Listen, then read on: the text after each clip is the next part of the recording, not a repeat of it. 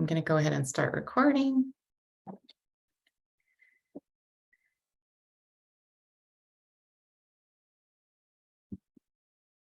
see what time it is. Okay, 9:02. We're not too far behind schedule here, but welcome everyone. Good morning. Hopefully you've had a good morning so far.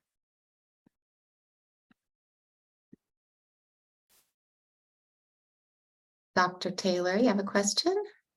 Good morning. Oh, actually, my hand just went up. I guess Okay, no problem. I'm just saying good morning. Welcome. Oh, okay, thank you. Good morning. All right, so nice to see more people joining. We had a little bit of a technical issue, but it all worked out. So welcome, welcome, welcome. So happy to see familiar faces and some new faces and names joining our community. I am recording. We will be recording all of the sessions. So hopefully you got that message and can just confirm.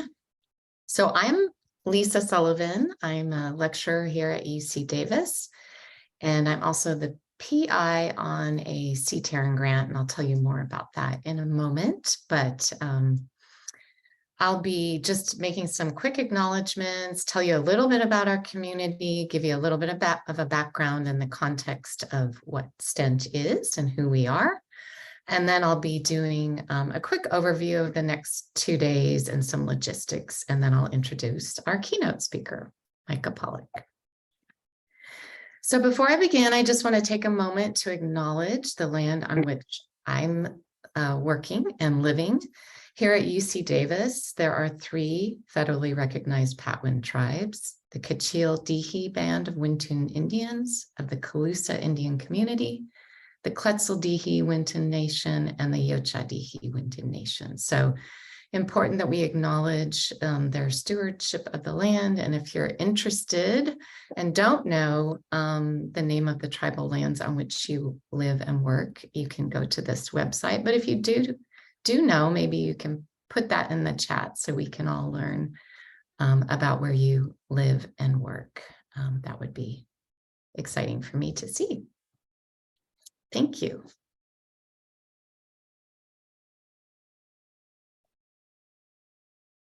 Sumash, quite a few. So down in the central Tongva. Kumia. Thank you. All right. So a little bit about STENT. This was a grant that we received here at UC Davis from the California Teacher Education Research and Improvement Network, otherwise known as CTARN. So I want to thank them for their funding over the past 5 years. We organized this group called STENT, which stands for the Supervisors of Teacher Education Network team. Our core team is listed here.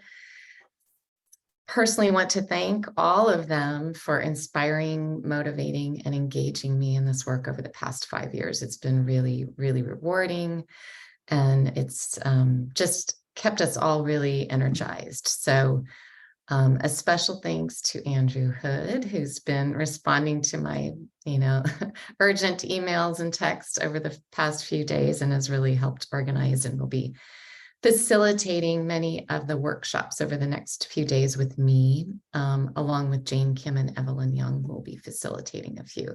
The asterisks here on this list are for people on our team who are facilitating a workshop. So just a bit of background. We held our first conference in 2020, and that initial conference was just for supervisors in the UC community. And the context was we were in the midst of the racial reckoning, the murder of George Floyd, and COVID. So we pivoted very quickly to a virtual conference focused on equity and social justice. And we've retained that theme over the past 4 years. In year 2 and beyond, we opened up that community and invited teacher educators from across teacher education programs in California. We were really excited when folks said, yes, we want to be a part of the community, and stepped up to offer to host workshops, panels, things like that. So thank you. We are now in year 4. This is our 4th conference. The CTARN grant has ended. So we have now partnered with CCTE to help us organize the conference. As you know, they helped with the logistics of registering, et cetera. And that may be why some of the complications with you, we had multiple ways for you to register. So apologies if that was a little bit confusing. We are planning on having all teacher education programs be able to join STENT as sort of an institutional member when you sign up through CCTE, which is something your program administrators and directors do. So that will be happening this coming fall, which is exciting for us. The money we're raising from the conference fees is going to be used for keynote speakers, conference administration, and there's a potential to use the money to facilitate sort of ongoing small inquiry groups of supervisors who want to focus on a particular practice. So, and I just want to put a little bug in your ear that as you're participating in the next 2 days of workshops and learning, you might be thinking about, something that you really want to pick up and take on this coming year, and sort of a longer term goal, thinking about sharing what you learned in a workshop for next year. So just something to keep in mind.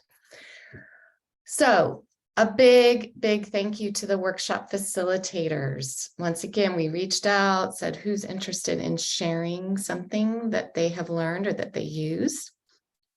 So thank you so much for taking time to propose a workshop and design and plan a workshop. Thank you to all of you for being here. We recognize your time is valuable, and that your time here with us shows how dedicated and committed you really are to the work that you do. And just want to shout out to the teacher education programs who stepped up and sponsored all of the individuals and teams who are attending the conference over the next few days. So we have 23 different programs and over 120 individuals participating. So very exciting. So over the past 3 years of holding this conference, we've done surveys and just had conversations with people. And I just wanted to share a little bit about what we've learned. It's clear that supervisors play a really critical and important role in preparing teachers who center equity and social justice. We also recognize that supervisors are a really important bridge between our university context and our K-12 community partners, and that supervisors hold really important knowledge and expertise that they can share with others and collaborate with others on. So something else we've learned is that supervision and the role of supervision is fairly ill-defined. It's complex and it has many layers. There is the relationships you're building, the navigating between university and community partners and mentor teachers, supporting the teacher credential candidates in so many different ways that sometimes isn't captured. One of the other things that's come up quite a bit is that supervisors often feel isolated and have limited opportunities to really speak with and collaborate with others in their role and other teacher educators. So I think that's one reason this organization and this community has really been growing, because there's a clear need. It's also been really clear to us that supervisors are incredibly dedicated and committed to supporting and preparing teachers, and that you find this work joyful and rewarding, even though it is challenging. There's a lot of joy that comes from working with future teachers and supporting them and being there and building those relationships. So our community, this group, is designed for you to make connections, to share, to feel heard, and learn with others who are doing this really important work to prepare teachers in California. So a little bit about the next 2 days. There are 16 different workshops. We have our keynote immediately following my quick introductory and welcome comments. There are 9 workshops on day 1, 7 on day 2. So you're going to have to make some choices. I know it's hard to make choices. I think all of the workshops sound really interesting. So the good news is we will be sending you recordings. One quick side note on that, in the past, we've had CTARN support in sort of polishing the recordings. This year, the recordings may be a little bit less polished, but you'll still get to review the recording and access all the materials. Another quick note, this is not sort of a traditional conference where you're going to be able to just listen. And I think that's a good thing. What we've heard from supervisors in years past is that the most valuable part of this gathering is the interaction, the conversation. So all of the workshops are designed for interaction, discussion, asking questions, sharing. So there are breaks built in, 5-minute break after the keynote, and then 10-minute breaks after each workshop. And you'll have a quick 30-minute break for lunch to sort of rejuvenate and get re-energized.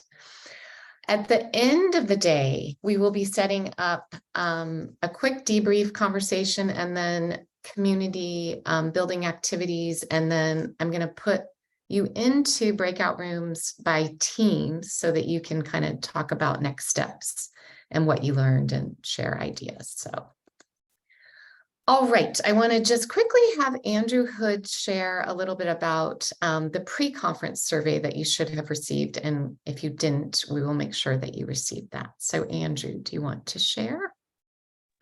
Yeah, I'll just share really quickly. So thank you, all of you, those of you that have already taken the survey. Your input is super valuable, and we appreciate that. Part of the purpose of the survey is to sort of guide future conference workshops, but also research on supervision is extremely rare, and we're hoping that through this survey we can also help contribute to this knowledge base around what supervision is, and maybe also provide some helpful and effective practices and approaches to supervision that can help supervisors going forward. So if you haven't taken the survey yet, your thoughts and input would be extremely appreciated. Thank you, yeah, Andrew. that's yeah, it. thank you for those of you who have, and if you haven't, that would be fabulous. And Andrew, they can do it after the conference, right? Or is it? Absolutely, yeah. Okay. I'll leave it open for a few days after the conference, I think. Perfect. All right, and then a quick note that an evaluation form will be shared with you. So please, your feedback on any of the workshops is really important as well. And you will also, in that evaluation survey, be given an option to receive a certificate of completion if you'd like. And then, as I mentioned, all workshops will be recorded, and then all the slides and materials are posted in the resource folder, so which you should have received, or that's in the program. So any questions at this point? If not, I want to just encourage you to kind of take a moment to, I know I'm a little flustered because of our technical issues, to kind of center ourselves, think about what brought you here. Why do you want to, spend the next 2 days with us talking about your practice and this important work? So thinking about also how we might be able to support you, what challenges you encounter, things like that. So I think I am going to stop there because I know we're up at 9:16 now. So, but if you do have questions, you can put them in the chat. I am going to stop sharing. Hello, everyone. And go ahead and introduce Mica Pollock. Mike, I see you're here. Thank you for being here. Thank you. I will share your slides in a moment. So Mica Pollock is a professor of education studies and the director of CREATE, the Center for Research on Educational Equity and its Assessment and Teaching Excellence at the University of California, San Diego. She has spent decades working to create talk tools that help people work toward anti-racism and equity in schools. Pollock's current work at CREATE explores how networks of conversation partners can leverage a university to create K-12 local opportunities to learn. Her work explores educators' role in daily efforts for anti-racism and equality, and she pinpoints the key role of language in educators' work. Her work always asks how diverse education communities can come together to support equity, to develop the full human talents of every young person and all groups of young people every day. So welcome, Mica. Very excited to have you with us today. I know you're traveling, so thank you for taking the time out of your schedule to be here. I will go ahead and share your slides. Great. Thank you. Yeah. And Thanks so much. Can you all hear me okay? Some thumbs up from someone? Okay, great. And Lisa, thank you for advancing the slides. Why am I here? I'm here because I don't think there's anything more important than supporting teachers right now. And so very grateful to all of you doing that, and grateful to the UC San Diego team, particularly where I come from, who are very busy and successful in doing that. I'm here to talk about Schooltalk in an era of attempted restriction. If you go to the next slide, Lisa, I've been working, as the intro kindly said, for a really long time to kind of bring into the belly of schooling and teaching and educating work that just treats as an ordinary aspect of supporting young people, talking about race, talking about diversity, being conscious of inequality, talking about our students, ourselves, our schools, our society is just what we do. And there's Schooltalk consolidates many, many research arguments and findings in that same exact direction. But we're in a moment where what I've been calling with colleagues a conflict campaign is targeting these very communications in schools about race, about diversity, particularly also about LGBTQ experiences, but about race, diversity, inequality. And so my argument today in this keynote that I'm very honored to be sharing with you, and I'm seeing this as a conversation starter, and welcome, I'll give you these slides and I welcome contact after the fact. I'm trying to argue here, put forth that, you know, in chilling school talk across the country, and colleagues like John Rogers and Joe Kahn have been finding that in California, particularly in our purple communities, this conflict campaign is very, very much in gear. So this is not just a phenomenon for other people in other states, but that in chilling school talk, this conflict campaign is blocking and chilling student support efforts themselves. So this is a moment to not let that happen, and really to double down in a very calm and matter-of-fact manner on improving our school talk to support young people instead. So if you go to the next slide, Lisa, talk tools. I have been always interested in leveraging research to produce tools that educators can use in PD, in pre-service, in service, particularly in taking a next step after reading information or getting ideas, but to do things in schools to support young people better. So these are three: Schooltalk, which I'll talk more about today, Everyday Anti-Racism, a collaboration from 2008 with lots of small essays on race and racism to spark dialogue, and then Us versus Hate, which I won't have time for today, but you can check it out, and it'd be lovely to involve more of your teacher networks, because it's a mechanism for involving youth and lifting youth voice against hate, bias, and injustice from inside schools. So I've been calling these, to go to the next slide, Lisa, on-ramps. And what I mean by this is, I think we, in all of our PD and our pre-service preparation, we're looking for various tools to get on the highway of working toward improved student support by working on equity issues, working on diversity issues, working on anti-racism issues, because again, of course, we do this to support young people in a diverse society, but we need shared tools, on-ramps, to get people sharing dialogues, sharing ideas, and particularly, as I said, taking next steps after reading. And so the next slide starts to get into one of these on-ramps that I've spent a lot of time on the last number of years, which is Schooltalk. Could you go to the next slide, Lisa? Thank you. So so much work that I have done and that many other people have done lends itself to thinking about how we talk about and to young people in schools, how we communicate all day in schools every day.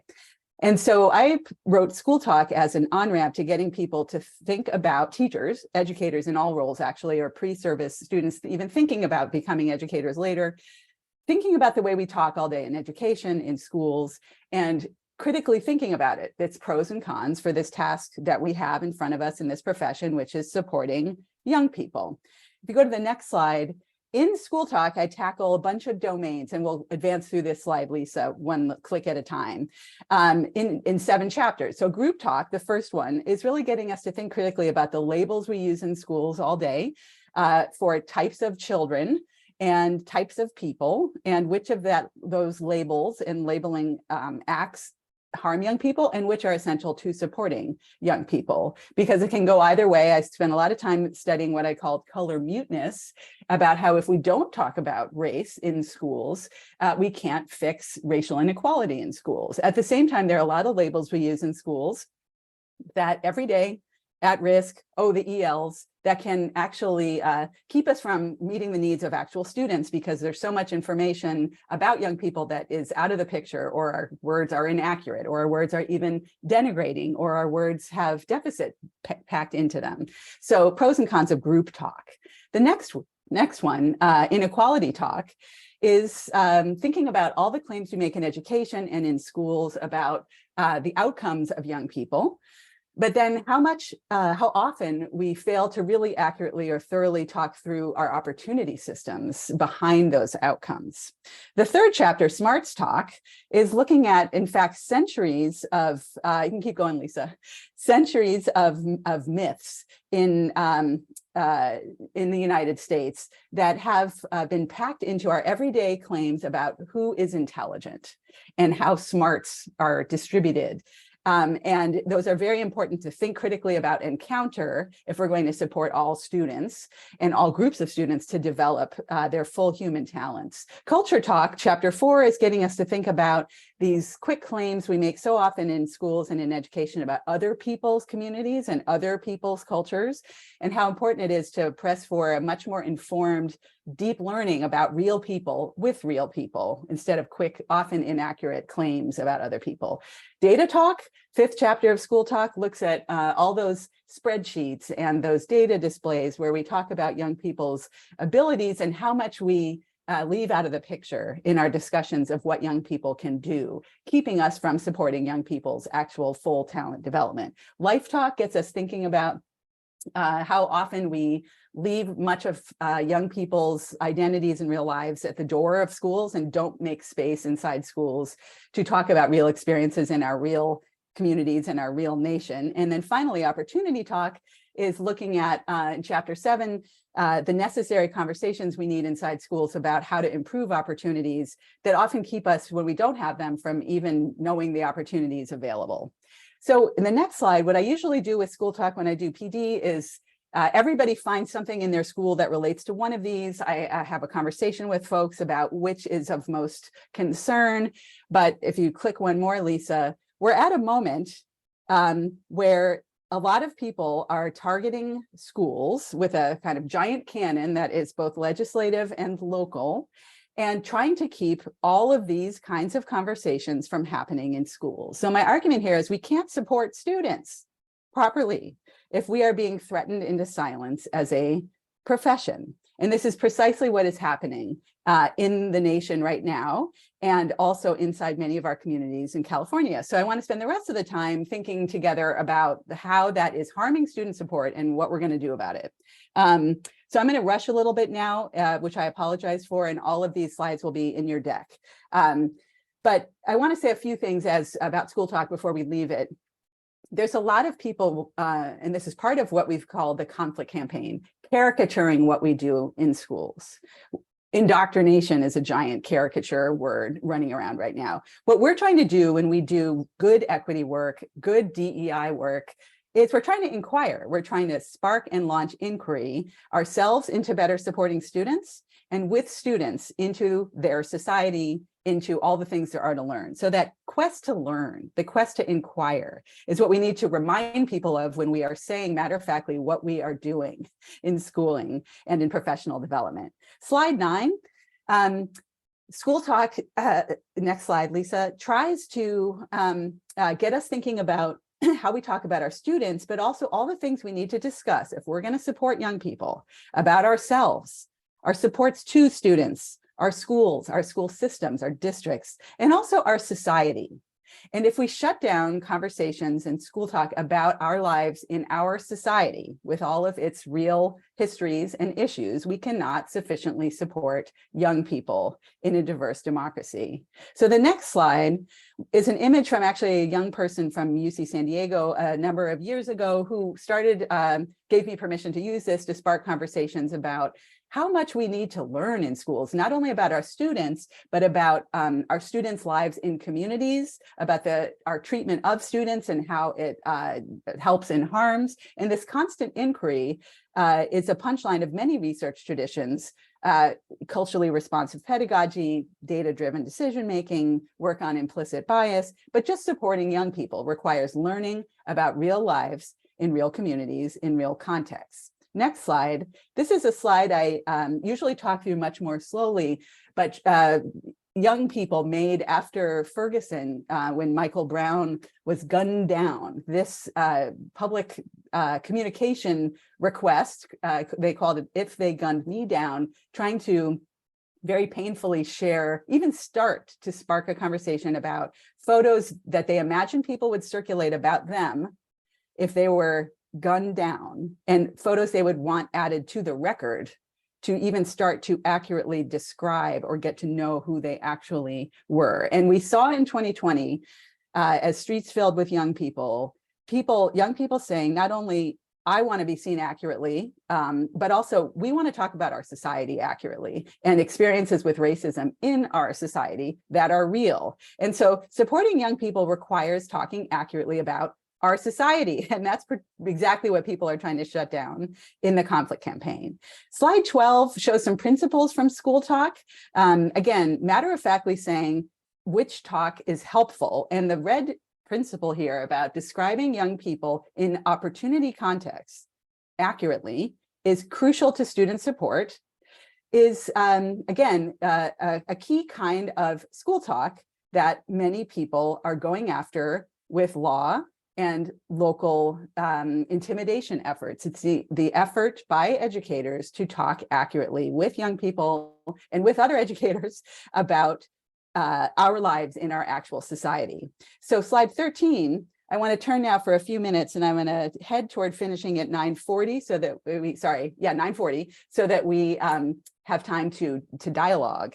But I want to give some context about the conflict campaign, and I want to open it up to say, how are you doing in this moment? Is this resonating with you? And what support do you need as you support educators? But we're in a moment where through legislation and local intimidation and book ban efforts and media caricatures of education, there are efforts going to restrict talk about our real lives in our real society, in restricting talk about literature, restricting books themselves, restricting talk in history classes across the country, restricting talk by clubs, whether clubs trying to address diversity of various kinds, restricting talk in professional development and trying to shut down district or school level professional development efforts through media shaming or literally through law, restricting DEI activities, and restricting district level equity and inclusion policies and plans. And so I've been spending a couple of years trying to sort of sound the alarm on this for anyone who isn't yet alarmed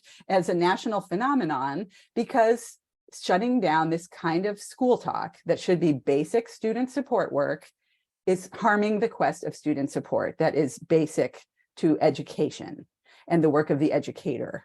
So a few slides on the conflict campaign and efforts to study it. Next slide. Just a link here, which you can take on your own if you would like, to our first study on this with John Rogers at UCLA and a team from our two institutions. Next slide, the conflict campaign we named as a phenomenon trying to get at this nationally networked effort to rile people up. to be afraid of what was happening related to diversity and inclusion in trainings and in schools, but also in many cases to then vote on that basis. But fear generation to try to inflame people against educators is a nationally networked, proactive project.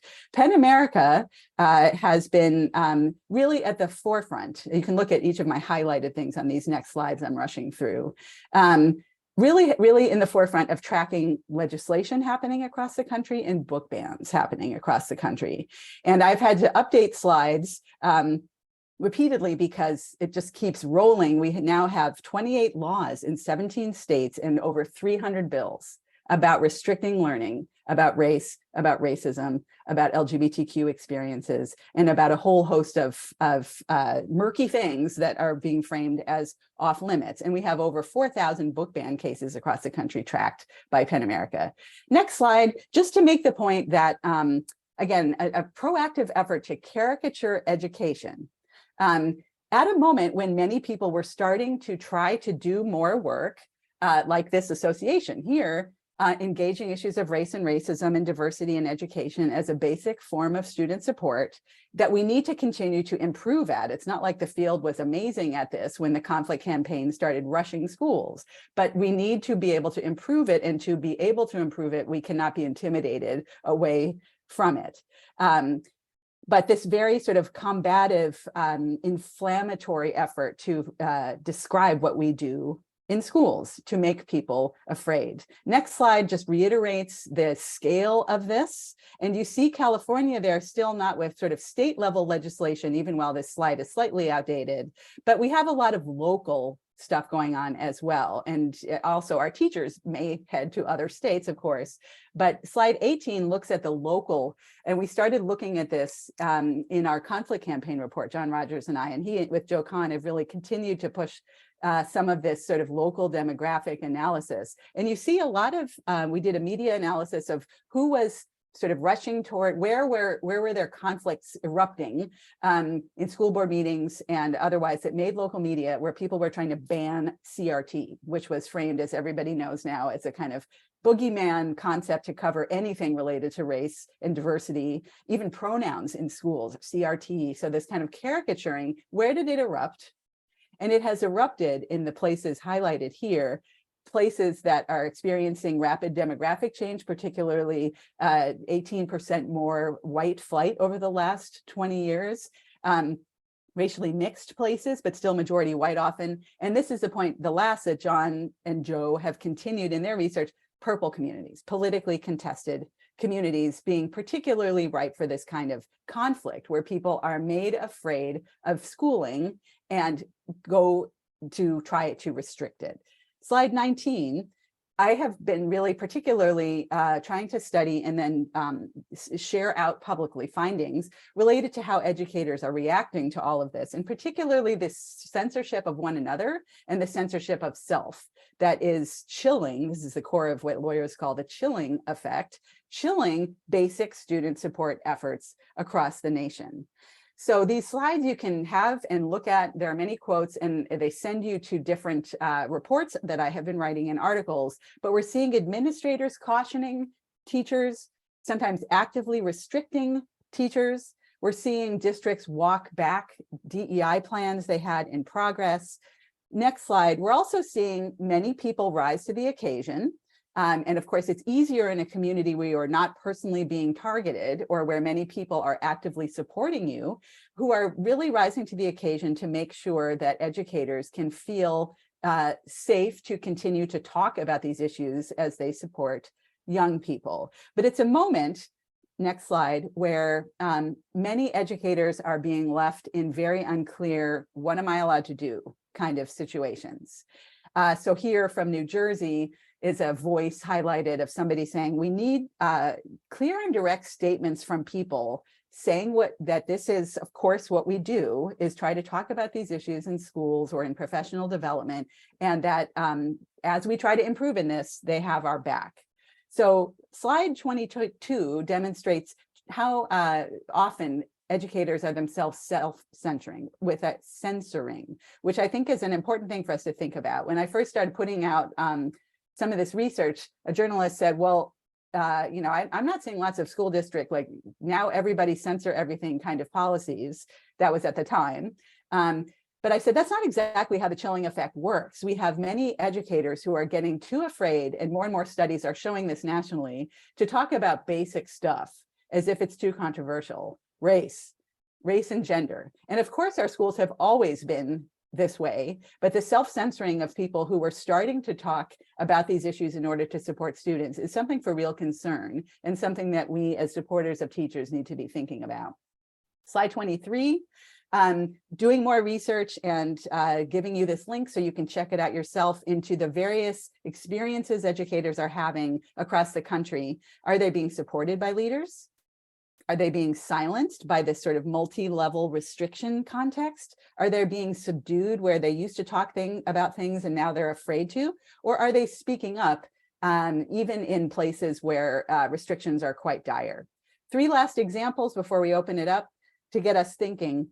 Next slide. The teacher from Virginia who is required by standards to teach about the Civil War and is in a place where official state level restrictions have been in effect, becoming afraid to even include parts of such lessons. Next slide. Indiana, a state where slews of bills have been sort of filed and then refiled and refiled. Here is somebody starting to shut down data talk and group talk about disparate discipline, unfairly and unjustly differential discipline of Black students, being afraid to talk about that anymore in case they get in trouble, harming student support itself. And the next slide is from somebody in North Carolina, where bills were pending at the time, even in a liberal place, who was saying that they had not been renewed as an equity officer and was describing at the district level shutting down of professional development itself on issues of race. And so this is our situation nationally. And next slide, I want us to be thinking about whether here in California, for example, in these contested places, I'm talking to a lot of educators who are saying, you know, when I really think about it, the majority of folks in our community are sort of quite supportive of our efforts to support students through talking about race and diversity, but there's a highly vocal minority that is just heard all the time. And I think we're bending to them in a lot of these cases. But it's a moment to where that sort of diversity supportive majority across the country needs to be more vocal and has not yet been. Next slide. Folks are really asking for more of us to talk in everyday terms about what it is we're doing and why, and to keep learning and saying, of course, it is what we do, to keep learning to support students even better. 2 final slides, 29. This will send you, when you look at it on your own, to some talking points I've put together, trying to put research in the best kind of clearest lines from research on why we do this work in the hands of educators as let us learn talking points that could be used with local critics, with parents, with the school board, but just to explain matter-of-factly why we do what we do. And finally, slide 30, which is where we're going to pause, is to make the case that it's a moment to collectively support and back up teachers, which is, of course, what all of you, no, previous slide. Of course, what all of you, Sorry, go back. that's okay. No worries. Of course, what everybody here does all day, and I looked at the presentations to come, and it's a very active group of people trying to support teachers to talk about these issues. It's that one. And it's a moment, though, to collectively back up educators. I would argue that our field in general has been too quiet amidst the conflict campaign, too defensive, too not proactive enough to say that actually what we do to support young people is essential work, and we are learning to do it as well as we can. So I want to leave or start dialogue with, are people employed in universities, these yellow questions, offering enough collective backup to teachers in service as well as pre-service? And this is not a judgment of you question. This is all of us who are employed to do research, to work on these issues academically. Are people giving teachers enough backup? And what supports are you planning on offering this coming year? And what support do you need? So that's why I wanted to open it up. And I said to Lisa, because I'm rushing and rushing, would like to either go into small groups or just be here together for the last 15 and talk together Q&A style. Can someone put in the chat what you would prefer? And we will do either. Anyone? Small groups, small groups, small groups, whole group. Lisa, you decide. Whole group. I Split the think diff- small groups make sense. There are now 93 people in the Zoom space. So if that's Okay. with you. All right, so someone said split the difference. So we have until 55. Yes, exactly. Okay, so small to large, let's go with that. So let's, if you can, Lisa, put people in small group dialogues, and I will end up in one, I think, too. Yes. And but let's bring us back because we know you want all a break. So should we come back at, oh my God, we didn't really leave enough time, did we? Now we have, let's see, we have 10, do you want to do 10, 8 minutes and then come back? Sure, with the understanding that we're sparking conversation, I assume we'll continue throughout the next 2 days. Yes. Sounds good. Okay, let's see. Let me recreate rooms. Okay, breakout rooms. There we go. Okay. You And should, just bring us back when we're supposed yeah, to. Okay.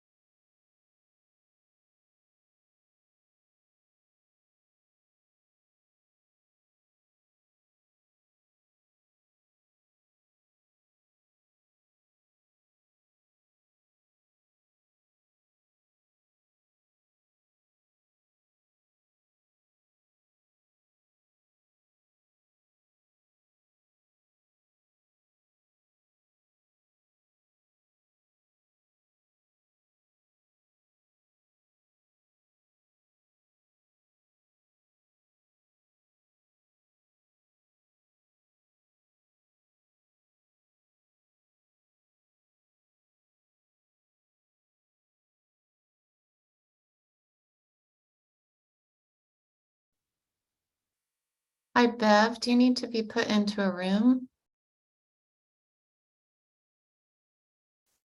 Bev?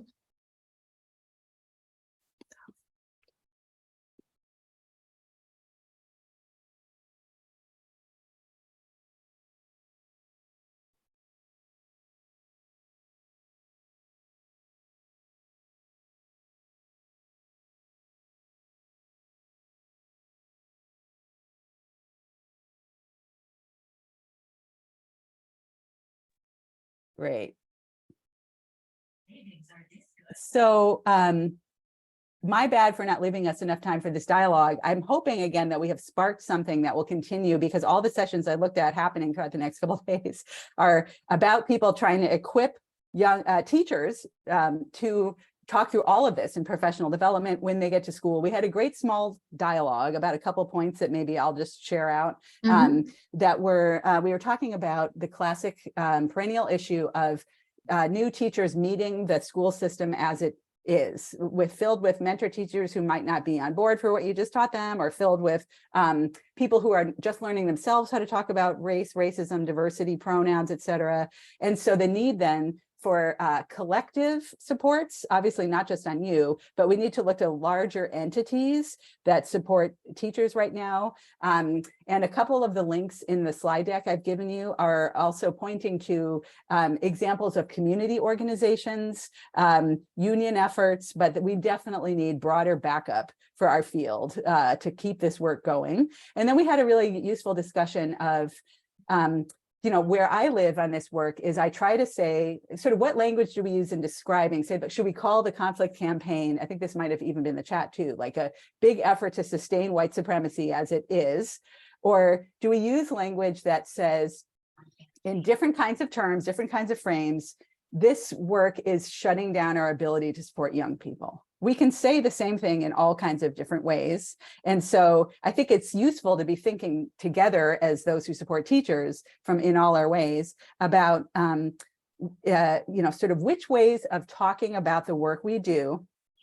can be heard by the diversity supportive majority in the nation that is up for supporting young people, and which will unnecessarily, which might divide us further rather than speaking up for this kind of work in education. So another slide to the talking points handout, I would urge you to check that out. And there's an activity there for you to consider about how to discuss it with others.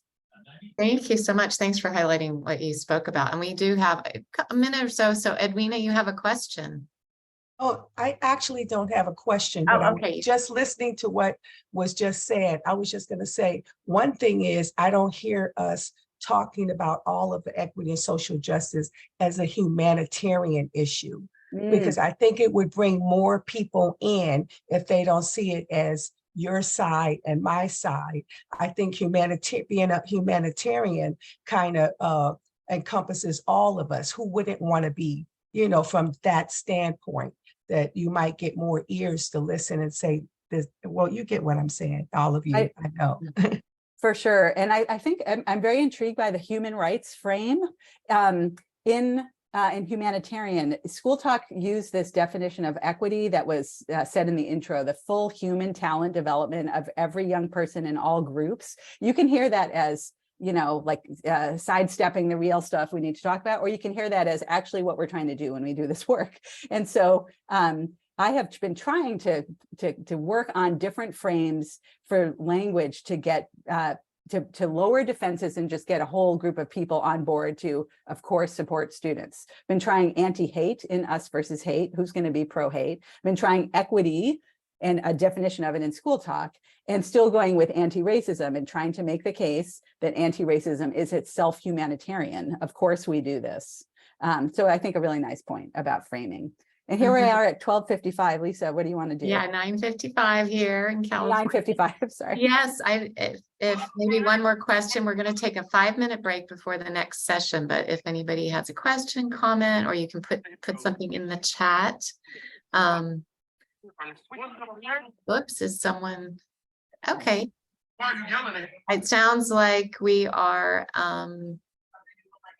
Any other comments or questions? If not, thank you so much, Mica, for sharing your ideas. I know there are a lot of resources that you shared that are posted in the resource folder, which is in the program. So thank you so much for taking time to be with us this morning and for starting off our 2-day conference on such a strong, powerful note. So thank you. Appreciate it. Thanks for having me. Yeah, thank you all. And I hope we get to talk more about supporting each other through this time. An I'm ongoing going to stay here and conversation. read the chat. Okay, good. Thank you so much. Okay. Take care. Have a good Take rest. care, everybody. Thank you.